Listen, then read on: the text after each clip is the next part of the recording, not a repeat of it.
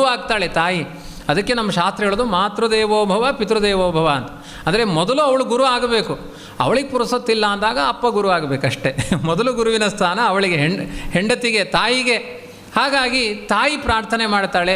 ಕಶ್ಯಪರು ಒಂದು ವಾಸುದೇವ ಮಂತ್ರವನ್ನು ಉಪದೇಶ ಮಾಡ್ತಾರೆ. ಇದನ್ನು ನೋಡು, ಫಾಲ್ಗುಣ ಮಾಸದಲ್ಲಿ ಪಾಡ್ಯದಿಂದ ಆರಂಭ ಮಾಡಿ ಪ್ರತಿಪತ್ತಿನಿಂದ ತ್ರಯೋದಶಿ ತನಕ 12 ದಿನಗಳ ಕಾಲ 12 ಲೋಟ ಹಾಲು, ದಿನಕ್ಕೊಂದು ಲೋಟ ಹಾಲು, ಅದನ್ನು ಮಾತ್ರ ಪಾನ ಮಾಡಿಕೊಂಡು ಓಂ ನಮೋ ಭಗವತೆ ವಾಸುದೇವಾಯ ಅಂತ ಹಗಲು ನಿದ್ರೆ ಮಾಡದೆ ನೆಲದ ಮೇಲೆ ಮಲಗಿಕೊಂಡು ಹಾಲನ್ನು ಮಾತ್ರ ಪಾನ ಮಾಡ್ತಾ ಪಯೋವ್ರತವನ್ನು ಮಾಡು.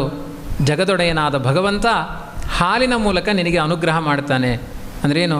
ಎಲ್ಲ ಹೆಣ್ಮಕ್ಕಳು ಪಯೋವ್ರತ ಮಾಡಬೇಕು, ಜಾಸ್ತಿ ಕಾಫಿ ಚಹಾ ಕುಡಿಬಾರ್ದು ಅಂತ ಅರ್ಥ. ಹಾಲನ್ನು ಕುಡಿದರೆ ಹಾಲಿನಂಥ ಮಕ್ಕಳು ಹುಡ್ತಾರೆ.